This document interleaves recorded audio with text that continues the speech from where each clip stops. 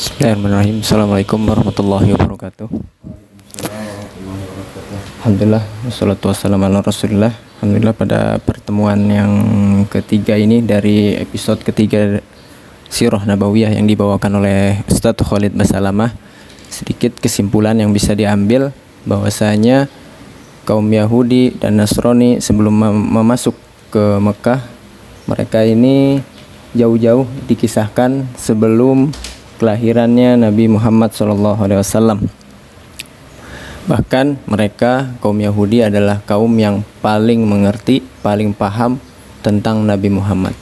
Akan tetapi mereka sendirilah yang mengkhianati atau tidak menganggap ajaran Nabi Muhammad itu, karena mereka tidak bisa mengakui Nabi yang lahir ataupun yang muncul di luar dari kalangannya atau kabilahnya. Dan pada saat itu kaum Nasrani atau yang biasa disebut adalah kaum penolong, dan kaum Yahudi atau yang disebut sebagai kaum yang bertaubat ataupun yang kembali,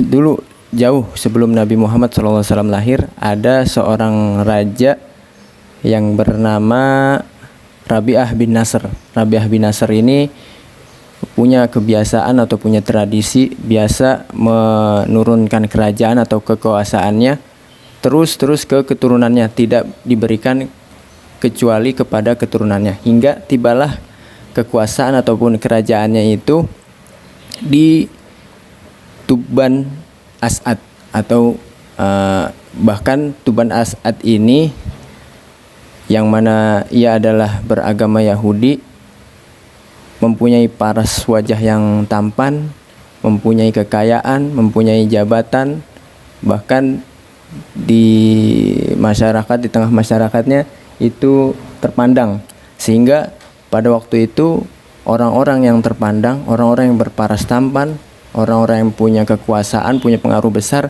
boleh menciptakan suatu kabilah, hingga turunlah ataupun hingga Al-Quran pun menyebutkan kaum Tuba. Itu kaum Tuba itu adalah kaumnya si Tab'an As'ad ini pada zaman itu. Kemudian Tab'an As'ad ini punya keturunan, punya anak yang entah bagaimana ceritanya bermain ke Madinah, kemudian cekcoklah dengan orang-orang Madinah hingga tewaslah anaknya Tab'an As'ad ini. Karena waktu dulu itu tidak seperti sekarang, berita tersebar lambat karena mungkin teknologinya belum seperti sekarang, hingga 3 bulan atau 3 pekan barulah si Tab'an As'ad ini mengetahui kalau anaknya itu tewas di tangan orang-orang Madinah. Hingga pada saat itu marahlah si Tab'an As'ad ini dan mengerahkan banyak pasukannya untuk menyerang kaum Madinah. Ketika ingin menyerang kaum Madinah, yang pada saat itu kaum Madinah setengahnya Yahudi, setengahnya itu adalah bangsa asli Madinah. Dan ini juga mengapa kaum Yahudi dari dulu sampai sekarang itu kenapa bisa eksis terus dimanapun mereka berada, karena kerjaannya adalah dia itu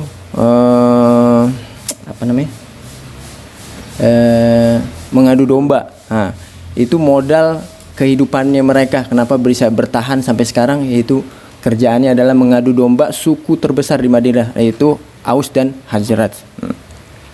Hingga pada waktu itu Tab'an As'ad telah 40 hari lamanya mengepung Madinah, tapi belum goyang juga Madinah, belum runtuh-runtuh juga. Bahkan pada saat itu ada terkenal namanya Haro Syarqiyah dan Haro Gharbiyah, yaitu batu hitam runcing yang ada di timur dan di barat sisi Madinah, dan sisi ini sangat sulit sekali untuk diserang jika ada segolongan atau sekelompok yang ingin menyerang. Hingga Tab'an As'ad ini didatangi oleh 2 orang pendeta Yahudi, menanyakan kepada Tab'an As'ad, yang Tab'an As'ad ini adalah seorang raja Yaman, "Wahai raja, apa yang sebenarnya engkau cari? Engkau telah 40 hari lamanya di sini." Kemudian si Tab'an As'ad bilang, "Aku di sini ingin balas dendam, ingin menghancurkan kota Madinah karena anakku telah tewas di sana."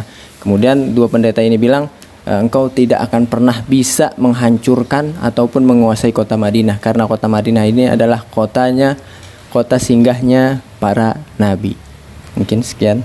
Assalamualaikum warahmatullahi wabarakatuh. Bismillahirrahmanirrahim. Saya di sini dengan Ilham. Kesimpulan yang dapat saya dapat tadi, yang pertama, pada saat Nabi Musa pergi meninggalkan kaumnya, Samiri membangun berhala dan Bani Israel ikut-ikutan untuk menyembah berhala tersebut. Yahudi berasal kata dari yang artinya kembali, dan Nasrani yang berarti penolong. Jadi keluarlah kalimat Yahudi dan Nasrani. Di kitab Taurat udah diinformasikan bahwasanya Nabi terakhir akan lahir di kota yang penuh dengan pohon kurma dan dihimpit dengan dua bebatuan, yakni bagian timur dan barat. Di kitab Taurat disampaikan jika ingin bertobat maka bunuh diri, dan jika ada najis yang terkena pada pakaiannya langsung dibuang, tidak boleh dicuci dan digunakan. Dan adapun yang membawa berhala pertama kali ke Jazirah Arab adalah Amr bin Luhai. Sekian dari saya.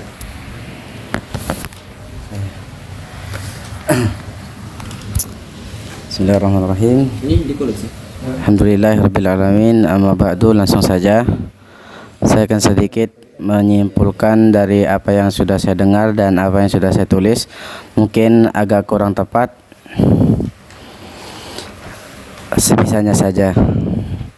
Jadi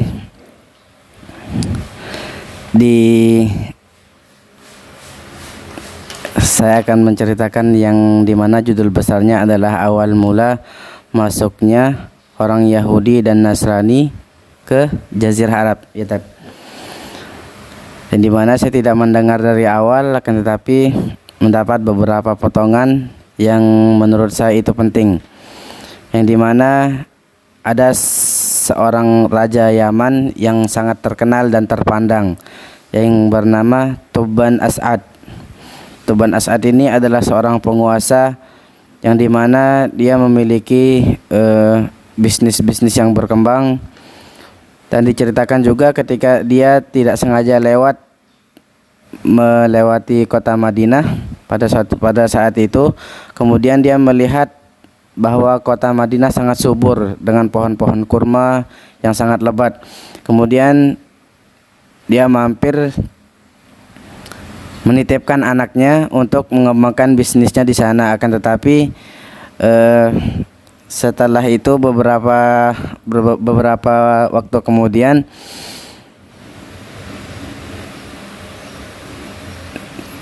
bisnisnya sempat berkembang dan mengirim makanan-makanan yaitu kurma ke bisnisnya yang lain.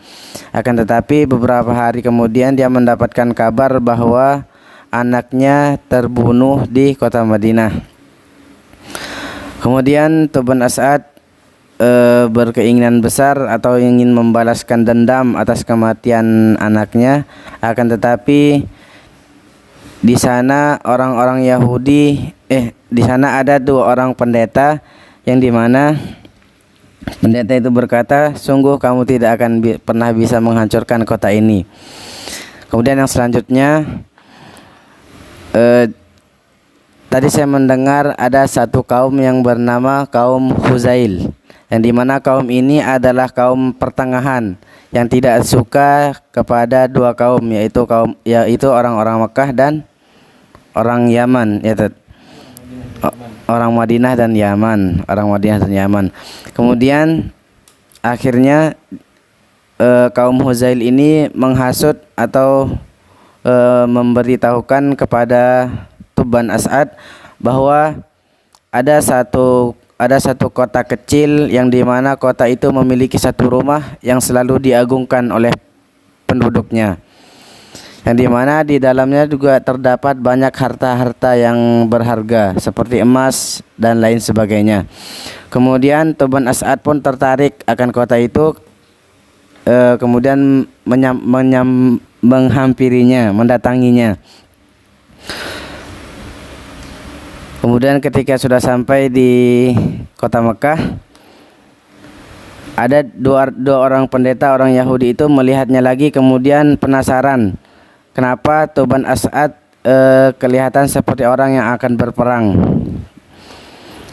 Kemudian akhirnya dua pendeta itu bertanya, wahai Tuban, mau kemanakah kau. Kemudian Toban menjawab, aku akan masuk ke kota ini. Aku akan karena aku melihat di sini tidak ada tanda-tanda pasukan-pasukan yang besar yang akan memicu perlawanan terhadap pasukan kami. Kemudian kami akan mengambil seluruh hartanya. Kemudian pendeta itu berkata,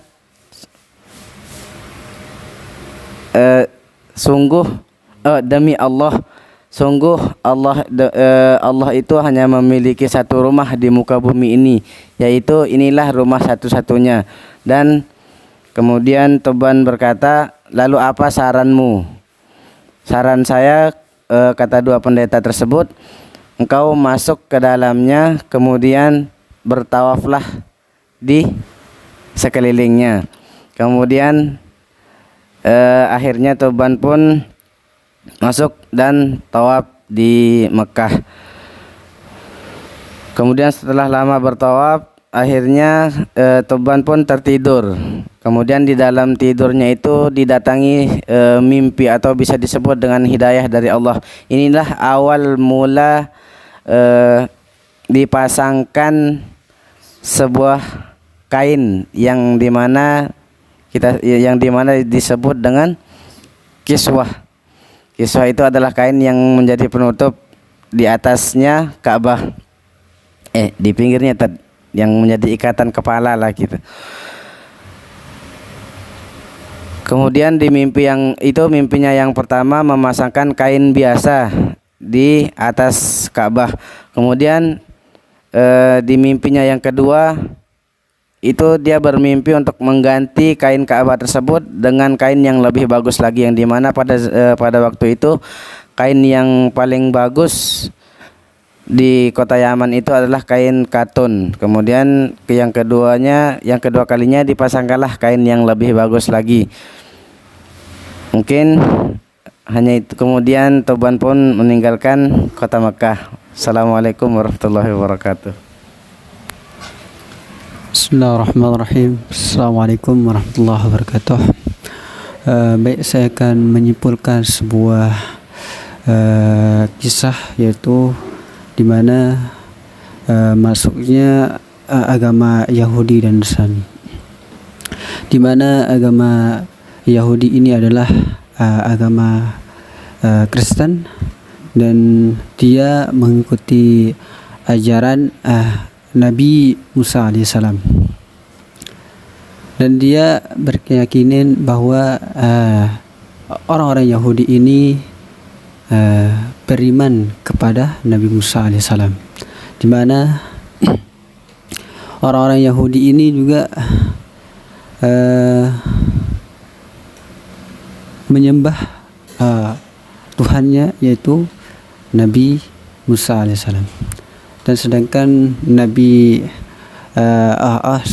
agama Nasrani ini juga di mana dia mengikuti ajaran Nabi Isa alaihissalam, dan dua-duanya ini mempunyai keyakinan berbeda-beda, dan Allah Subhanahu wa taala